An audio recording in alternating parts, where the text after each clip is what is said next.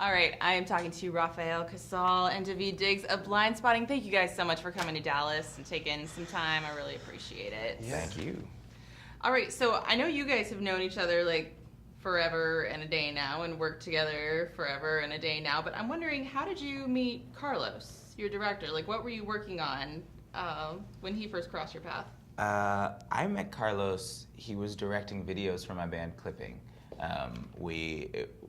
There's a song, Work Work, which was the first song we worked with him on. He had come recommended through a friend or something like that. So we had a bunch of phone conversations before we met about what this video should be, and he kept wanting to put cats in it. We were really opposed to that.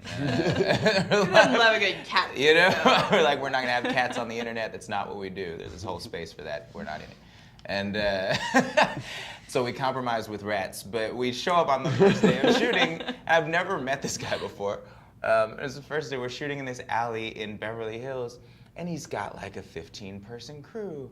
And he's showing me it's gonna be a one-shot that we ended up rehearsing for 14 hours, but you've got like, the lights were timed to the music. The lights in the alleyway were being timed to the music. He's shooting on a movie, which I had never seen before. And our budget for this video was $1,000. So immediately I was like, barely paid for all the Ubers to get people there. You know? That was crafty. It was like, so immediately I was like, well, I will work with him again. And so we did a bunch of videos together, and then eventually we all ended up in New York at the same time, and him and Rafeal started working together, and all three of us worked on a project called Bars out of the Public Theater, which is about verse-driven theater. And so Carlos was directing these things for that, and one of the amazing things that Carlos was able to do was present verse in a way that didn't feel heavy the way it sometimes feels on film. It didn't feel taken out of the real world. Yes.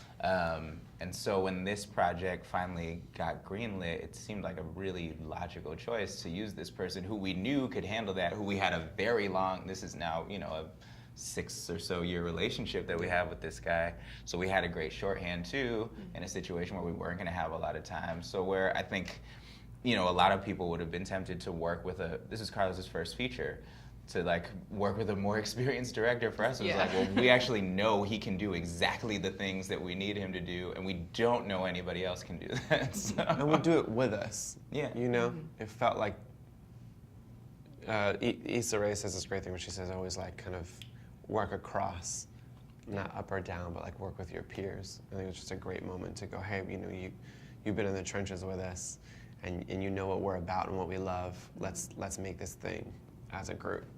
That's awesome. Well, you said something about the timing the lights in the music video, and that reminded me of something in the movie. There's a lot of recurrent visual imagery and recurrent sounds, like the car alarms and then the house alarm later on. It kind of, like, for me, it like brought in the verses a little bit stronger, like especially the closing rap about the pressure, the constant nagging. Like, how much of that was Carlos, and how much of that did you already have in the script? I mean, look, what Carlos does is takes anything in the script and dials it to 1,000, which is fantastic.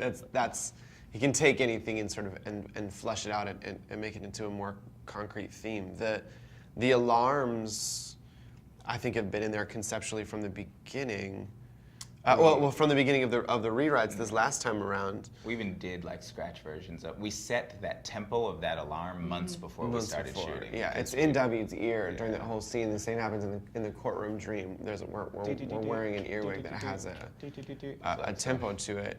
I think if you look at like Daveed's band Clipping or just the music stuff that we've done in general, like music and sound is so important to us, and so like sort of at every touch point, that was just always a part of the conversation, and so like that was Carlos's responsibility to make sure that it fit in while he was shooting it, and for us to bake it into the script so it felt natural, and then getting into the sound design with our amazing team afterwards, like really making that go from like, hey, it'd be cool if the beep was in time with this, to like what that really means to like hold people's attention for 5 minutes on screen.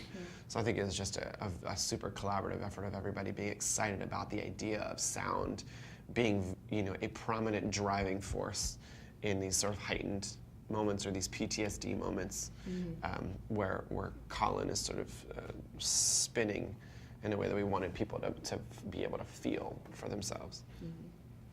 Well, yeah, go ahead. Well, no, after we got accepted to Sundance, we got this awesome grant from Dolby, too, to allow us to mix in Atmos, which was phenomenal. So then all of Almost our is that sound, crazy like speaker over you, behind you. guys. Yeah. So yeah, so then to get to go on like to the Paramount lot on Michael Bay's soundstage with our like Oh, that guy.